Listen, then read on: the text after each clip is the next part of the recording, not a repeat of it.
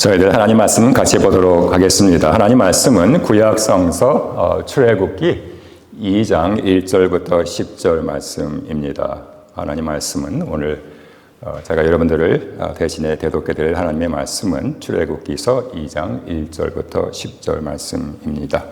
레위 족속 중 한 사람이 가서 레위 여자에게 장가 들었더니 그 여자가 잉태하여 아들을 낳아 그 준수함을 보고 그를 석 달을 숨겼더니 더 숨길 수 없이 되매 그를 위하여 갈상자를 가져다가 역청과 나무진을 칠하고 아이를 거기 담아 하숫과 갈대 사이에 두고 그 누이가 어떻게 되는 것을 알려고 멀리 섰더니 바로의 딸이 목욕하러 하수로 내려오고 시녀들은 하숫가에 거닐 때에 그가 갈대 사이에 상자를 보고 시녀를 보내어 가져다가 열고 그 아이를 보니 아이가 우는지라. 그가 불쌍히 여겨 가로되 이는 히브리 사람의 아이로다. 그 누이가 바로의 딸에게 이르되 내가 가서 히브리 여인 중에서 유모를 불러다가 당신을 위하여 이 아이를 젖먹이게 하리이까? 바로의 딸이 그에게 이르되 가라. 그 소녀가 가서 아이의 어미를 불러오니 바로의 딸이 그에게 이르되 이 아이를 데려다가 나를 위하여 젖을 먹이라. 내가 그 삭슬 주리라. 여인이 아이를 데려다가 젖을 먹이더니 그 아이가 자라매 바로의 딸에게 데려가니 그의 아들이 되니라. 그가 그 이름을 모세라 하여 가로되 이는 내가 그를 물에서 건져내었음이라 하였더라. 지금까지 하나님의 말씀이었습니다.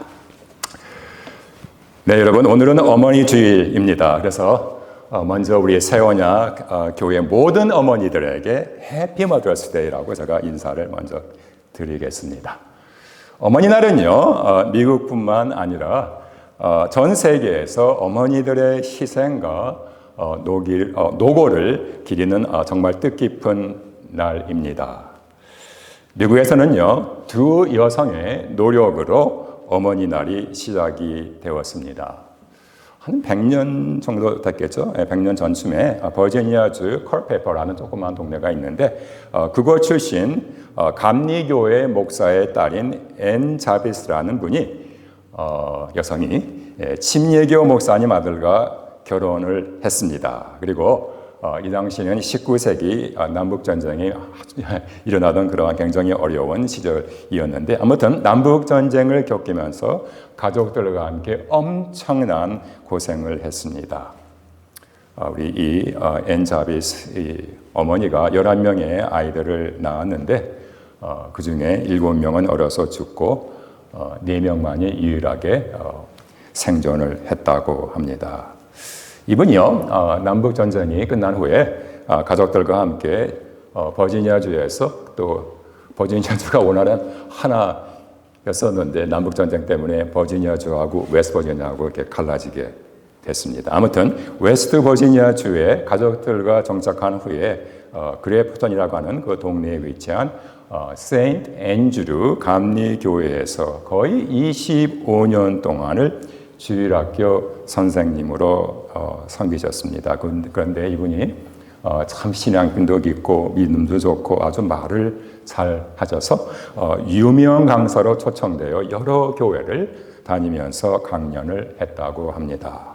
그런데 이분이 강연을 하면요, 강연 중 특별히 어머니들의 희생과 노고에 대해서 많은 시간을 할애를 하곤 했습니다. 그래서 1876년 어느 주일학교 시간에 이 미국에 우리가 살고 있는 이 미국에 어머니 날을 기리는 날이 있으면 참 좋겠다는 말을 하자 많은 사람들이 이분의 말에 동감을 했습니다.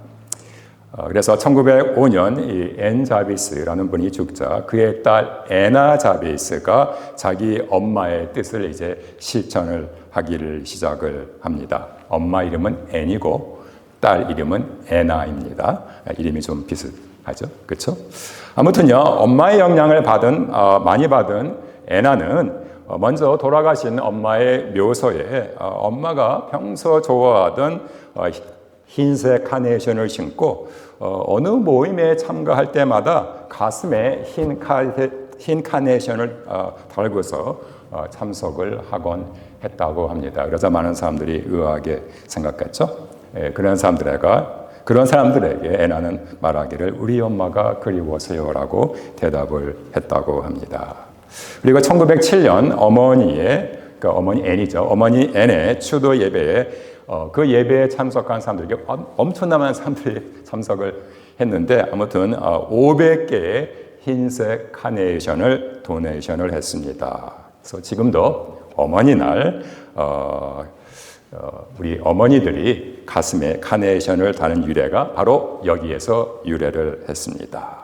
아무튼요, 많은 미국 사람들이 어머니들의 노고와 그들의 희생에 이제 동감을 했고, 다음에 1908년 5월 10일 애나 자비스와 자기 가족들이 다니던 바로 같은 세인트 앤드루 감리교회에서 모든 어머니들을 기념하는 예배를 드립니다. 같은 날 필라델피아에서는 15,000명이나 되는 사람들이 어머니들의 희생과 노고를 기념하기 위해 운집을 했습니다. 이 어머니들을 기리는 운동이 드디어 탄력을 받고 1914년 우드로 웰슨 대통령 행정부는 5월의 두 번째 일요일, 오늘이죠. 그 두 번째 일요일을 어머니 날로 지정을 했습니다. 결국 엄마 앤이 어머니 날에 대한 영감을 불어넣었고 그의 딸, 엄마의 뜻을 받들어서 딸 애나는 어머니 날을 미국에서 처음으로 창설을 했습니다. 참 엄마와 딸이 대단합니다. 여러분, 어머니들이 위대한 것은 새삼 놀랄 만한 이야기들이 아닙니다. 모든 어머니들은 그들 나름대로 다 위대합니다. 친어머니든지 새어머니든지 양어머니든지 수양어머니이든지 그들은 모두 다 위대합니다. 성경에도요, 많은 어머니들의 이야기가 나오죠. 그렇죠? 예수님의 어머니 마리아는 너무너무 유명해서 두말하면 잔소리이고, 오늘 본문 말씀에는 특별히 두 어머니의 이야기가 나옵니다. 여러분, 이스라엘의 영웅 모세는 이스라엘 역사에서 너무나 중요한 인물입니다. 그런데 모세를 모세답게 만든 사람이 있습니다. 바로 모세의 어머니입니다. 그런데 여러분, 모세의 어머니가 둘이었다는 사실을 아시는지요? 네, 이 모세는 이 두 어머니의 지대한 영향을 받고 자랐습니다. 바로 모세를 낳아준 친어머니와 죽음의 기로에서 극적으로 모세를 구원해서 모세를 입양한 양어머니입니다. 오늘은 이 두 어머니의 이야기입니다. 먼저 모세의 친어머니입니다. 저희들 출애굽기를 쭉쭉쭉 읽다 나가면요, 출애굽기 6장 20절에 보면은 이 모세 어머니의 이름이 나옵니다. 바로 요게벳입니다.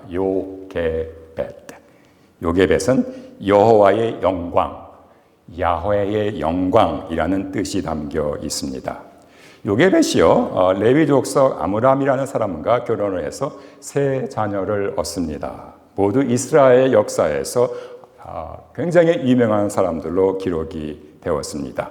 첫째는 딸이었는데 그 이름이 미리암입니다. 오늘 본문에 아주 야무지고 지혜로운 아이로 나오고 나중에 이제 성장해서는 여자 선지자로 대단한 역할을 했습니다. 이스라엘 백성들이 기적적으로 홍해를 건넌 후 미리암이 소고를 들고 와서 춤을 추며 노래를 하자 모든 이스라엘 여인들도 미리암을 따라서 똑같이 춤을 추고 또 노래를 불렀습니다. 둘째는 아들이었는데 이름이 아론입니다. 아론. 어디서 많이 들은 이름이죠? 네, 맞습니다. 이스라엘 최초의 대제사장, 바로 그 아론입니다. 이 아론은요, 말을 아주 청산유수처럼 너무 말을 잘해서 파라오 앞에서, 한나라 왕 앞에서, 또 강대국 왕 앞에서 동생 모세의 대언자 역할을 했습니다. 그리고 셋째는 오늘 본문에 나오는 바로 모세. 소개가 필요 없는 이스라엘의 영웅이자 최고 지도자, 그리고 하나님과 얼굴을 맞대고 친구처럼 대화를 했던, 특별히 파라오의 압정에서 노예 생활로 신음하던 히브리인들을 탈출시키고 독립케 한 그 지역을 맡은 바로 그 모세, 위대한 인물입니다. 그런데요, 요게벳이 모세를 임신했을 때는 미리암이 한 10살 정도, 그 다음에 그의 형 아론이 한 3살 정도였었는데요. 그 당시 히브리 사람들에게 시대적 상황이 너무 암울했습니다. 영국 작가 찰스 디킨스가 그 두 도시의 이야기라는 소설에서 말한 대로 그것은 최악의 시간, 암흑의 계절, 절망의 겨울, 바로 그 자체였습니다. 요셉이 죽은 후 새로 등극한 이집트의 왕 파라오는 요셉이 자기 나라 이집트를 위하여 어떤 공을 세웠는지 전혀 알지를 못했습니다. 오히려 날로 이집트 전국에서 번성하는 히브리인의 숫자에 정치적인 그런 위협을 느꼈습니다. 만약이라도요, 이집트가, 자기 나라가 다른 나라와 전쟁을 하게 되면은 이 히브리 사람들이 적군의 편에 서게 돼서, 그렇게 되면은 이집트에게는 굉장히 큰 위협이 되겠죠. 그래서 이 히브리인들의 인구 억제, 더 나아가 인구 말살 정책을 만들고 히브리 사람들을 탄압하기 위한 정치적인 음모를 꾸밉니다. 일단 3가지 플랜을 짭니다. 플랜 A, 플랜 B, 플랜 C입니다.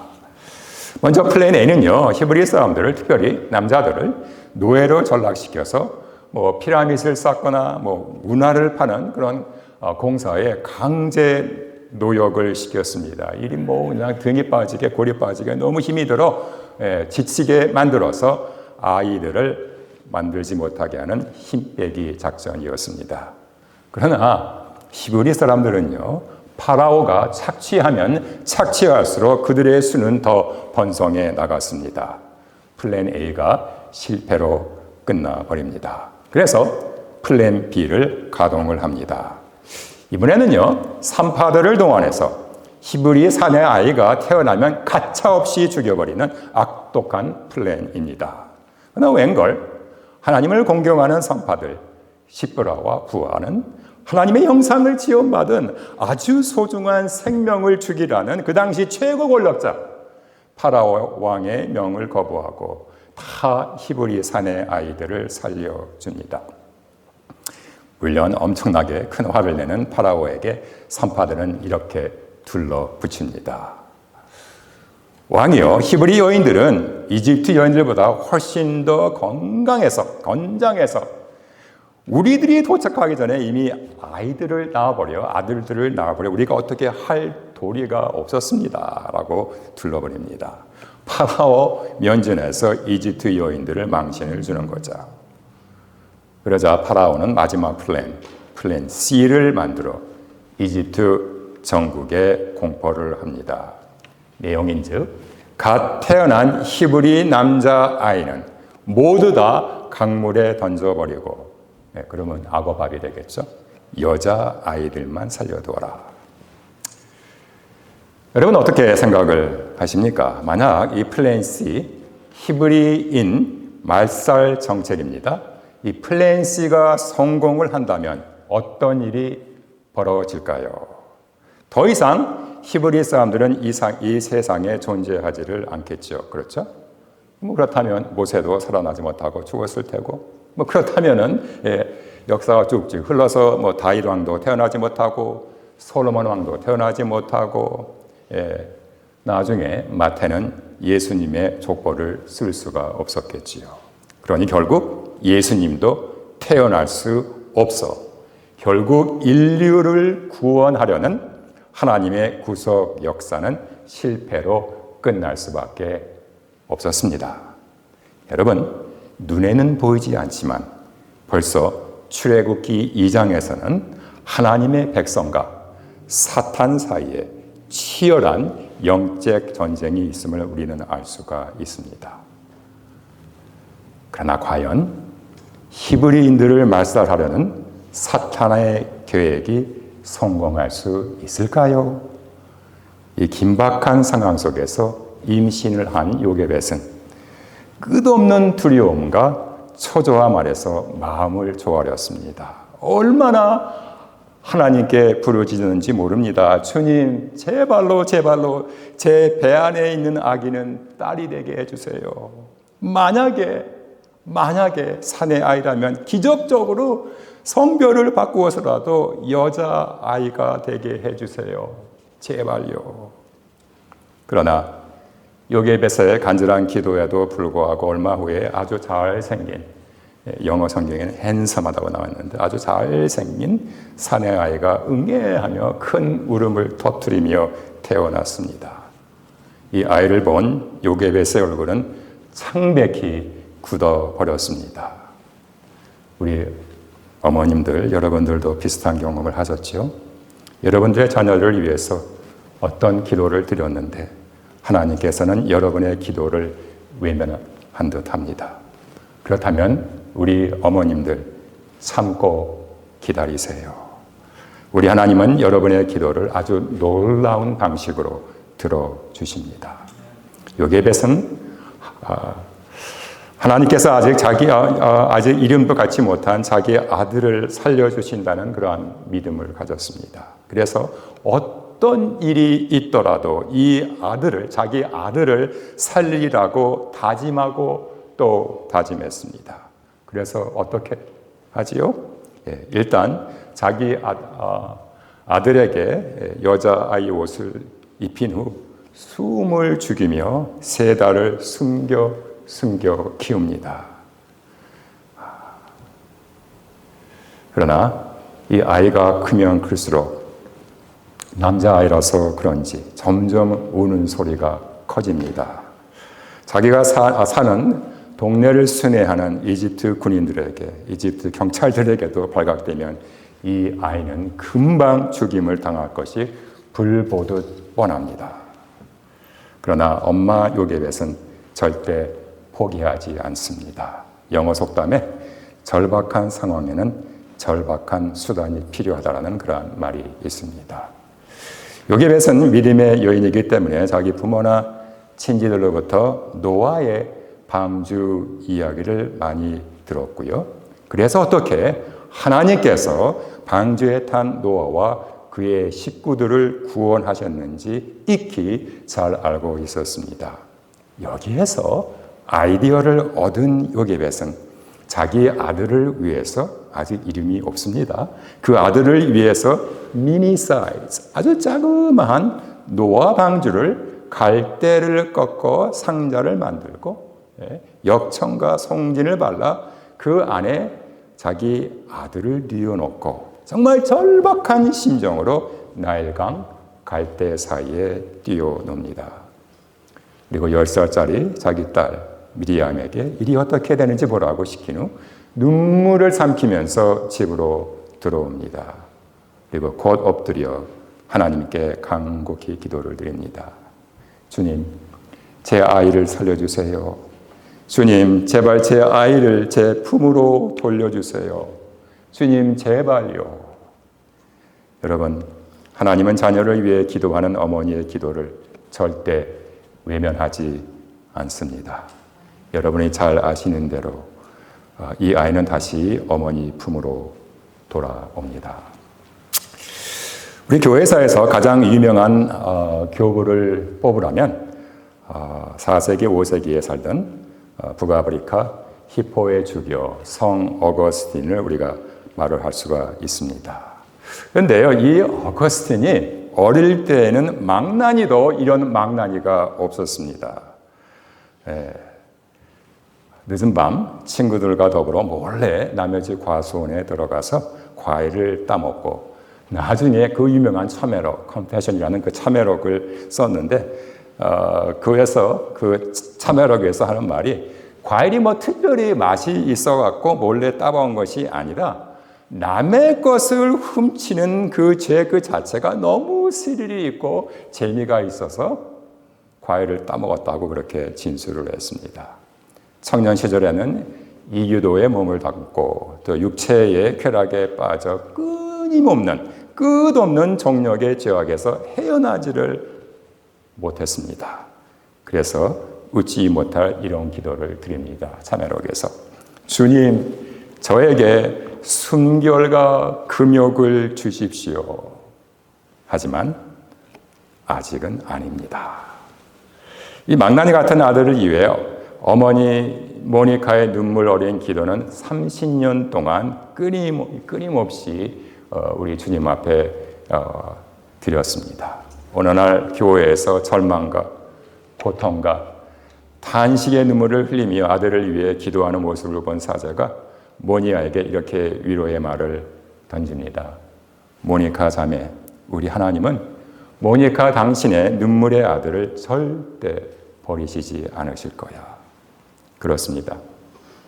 결국 하나님은 모니카의 기도를 들어주셨습니다. 망나니, 죄인 어거스틴은 주후 387년 부활절, 그의 나이 33세가 돼서야 이탈리아 밀란에 있는 교회에서 감독 엠브로즈로부터 세례를 받고 교회사에 큰 획을 짓는 위대한 교부, 죄인이자 망나니인 어거스틴이 성 어거스틴으로 다시 태어나게 됩니다. 자녀를 향한 어머니들의 기도는 정말 위대합니다. 제가 세일 치드런 하스피들에서 병원 사역을 하는데 채플에 종종 가게 되면은 채플에서 눈물을 흘리면서 자기 자녀들을 위해서 기도하는 젊은 엄마들을 많이 보게 됩니다. 저희들이 기도문을 쓰는 그 기도문이 이렇게 두꺼운데요. 거기에 보면 그냥 깨알 같은 그런 글로 자기 자녀들을 위해서 하나님께 부르짖는 그러한 기도문들을 정말 눈물 없이는 읽을 수 없는 그러한 기도문들이 나오는데 거의 대부분이 젊은 엄마들이 쓰는 기도의 내용들입니다. 자, 이제 모세의 다른 어머니, 양어머니에 대해서 한번 알아보도록 하겠습니다.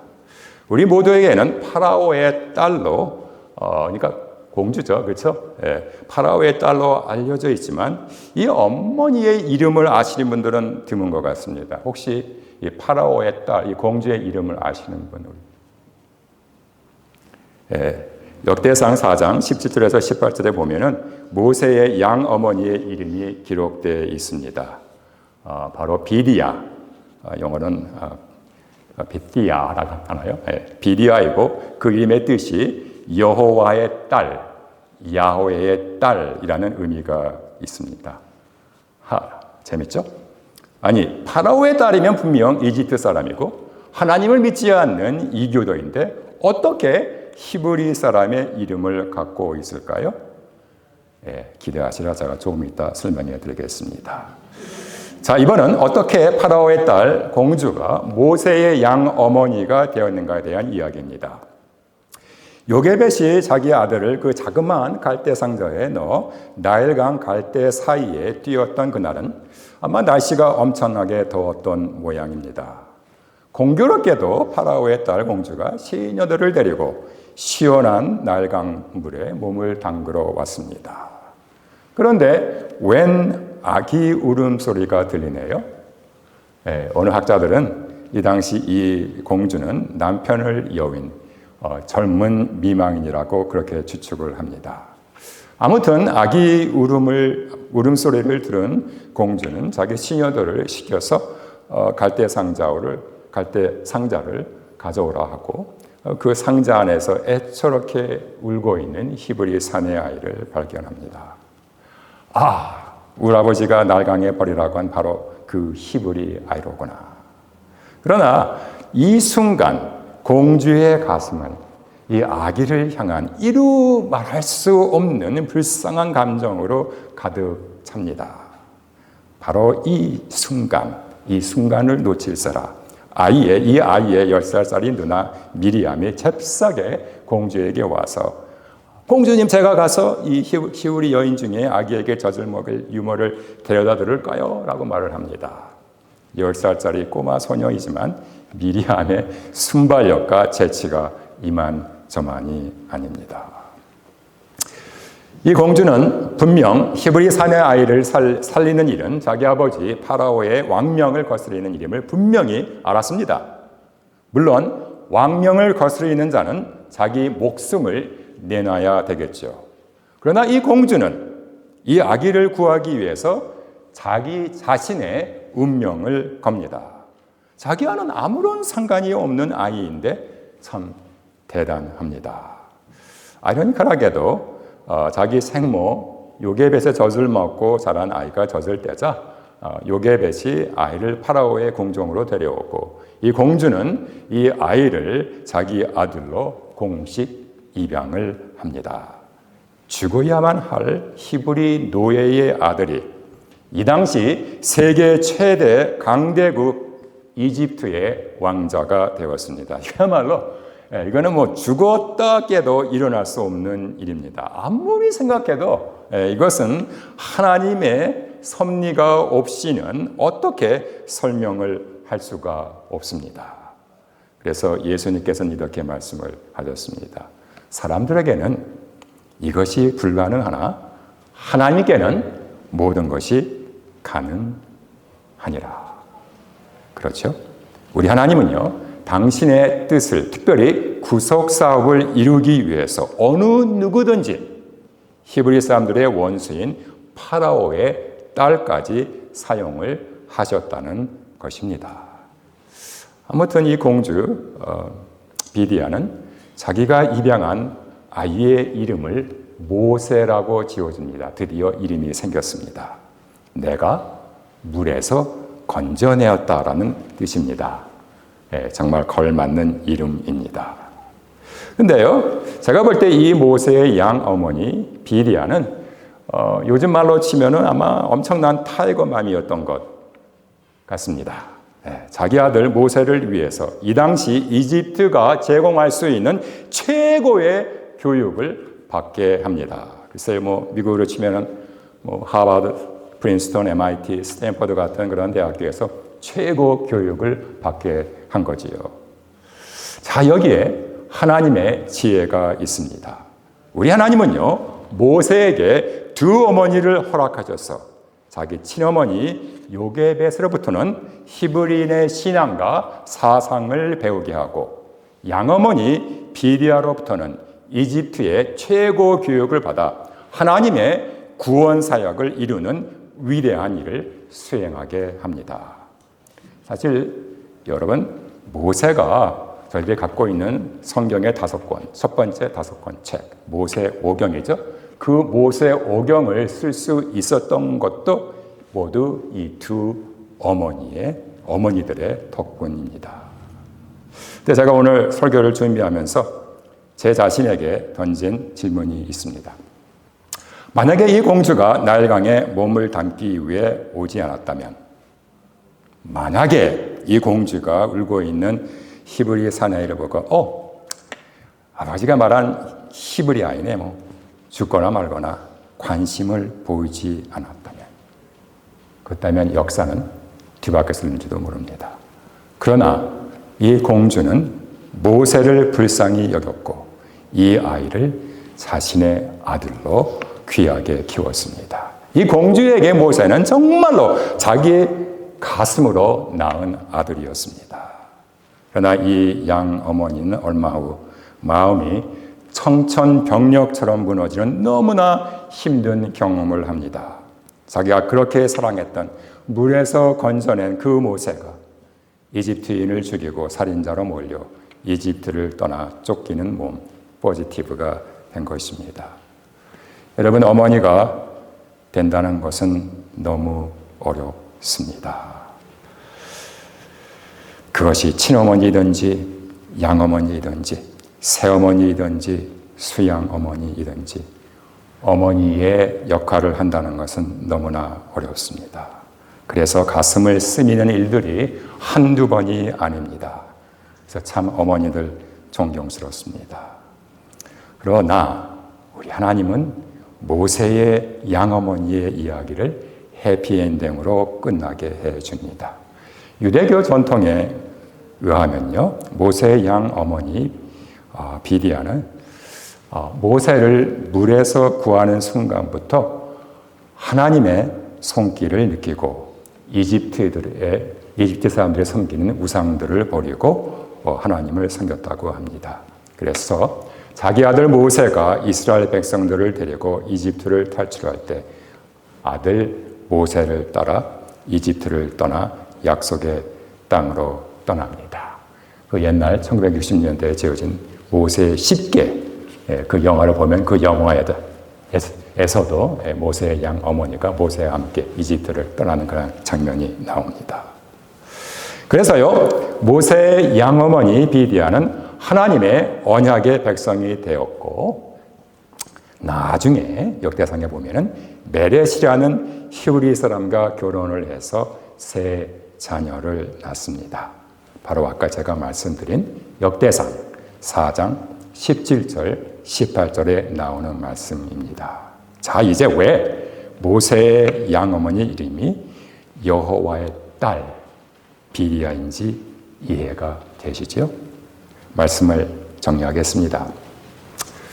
하나님은요, 여러분과 저를 당신의 구속사를 이루는 이 놀라운 드라마로 초대를 합니다. 그래서 우리로 하여금 하나님께서 어떻게 하나님의 백성들을 구원하시는지를 보게 하십니다. 사탄은요, 하나님의 구속사역을 방해하기 위해서 파라오를 사용해서 모든 히브리 산의 아이들을 죽이려 했습니다.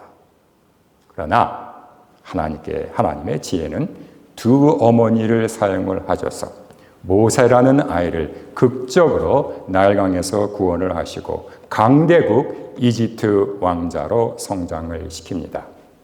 결국 물에서 건져냈다는 이름 그대로 이 모세는 하나님의 백성 히브리인들을 홍해 바다에서 건져내어 약속의 땅으로 인도를 합니다.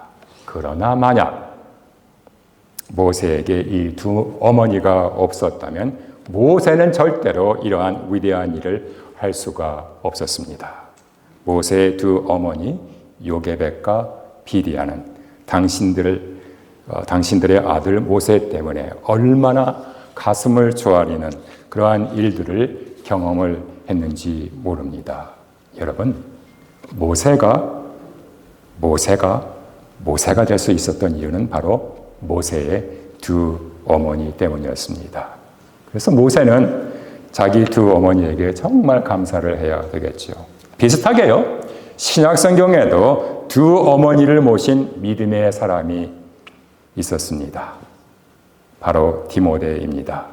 여러분, 디모데가 될 수 있었던 것은 바로 디모데를 믿음으로 키운 어머니 유니스와 유니스의 어머니, 그러니까 디모데의 외할머니죠, 로이스 때문입니다.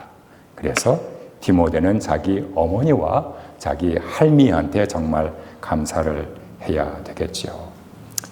오늘 저희 모두는 모든 어머니들에게 또 어머니의 어머니, 할머니들에게 감사를 드립니다. 저희 미국이라는 영어권에서 살고 있는데요. 2004년 영국 문화원에서 약 4만 명이라는 사람들을 상대로 저희들이 쓰는 영어에서 가장 아름다운 단어가 무엇이냐는 그런 설문조사를 한 적이 있었습니다. 영어 단어, 아마 보통 영어 옥스퍼드 사전에 보면은 거의 한 17만 단어가 있다 그래요. 그 17만 단어 중에서 가장 아름다운 단어가 무엇이냐. 그런데요, 놀랍지 않게도 이 설문조사에서 영어에서 가장 아름다운 단어는 다름 아닌 mother이라고 발표를 했습니다. 우리 아버지들은 조금 실망을 하시겠네요. mother. 우리 미국에서는 애칭으로 mom, 영국에서는 애칭으로 mom 그러죠. 우리말에는 어머니에 대한 호칭이 지방에 따라 다양한 것 같습니다. 어무이, 엄니, 오마니, 어머이, 어매, 오매, 어멍. 어멍은 제주도에서 쓰는 말입니다. 그러나 얼마나 아름다운가요? 우리 모든 어머니들, 여러분 자녀들을 위해서, 가족들을 위해서 희생하시고 애쓰신 것 우리 하나님은 잘 알고 계십니다. 어머니가 된다는 그 자체가 고통스럽고 때로는 위험하기까지 합니다. 바라기는 우리 위로의 하나님께서 우리 어머니들의 눈물의 기도를 들어주시고 때가 되면 여러분 모두에게 큰 기쁨과 축복으로 가득 채워주시기를 우리 주님의 이름으로 축원을 드립니다. 같이 기도하겠습니다. 하나님 아버지 감사합니다.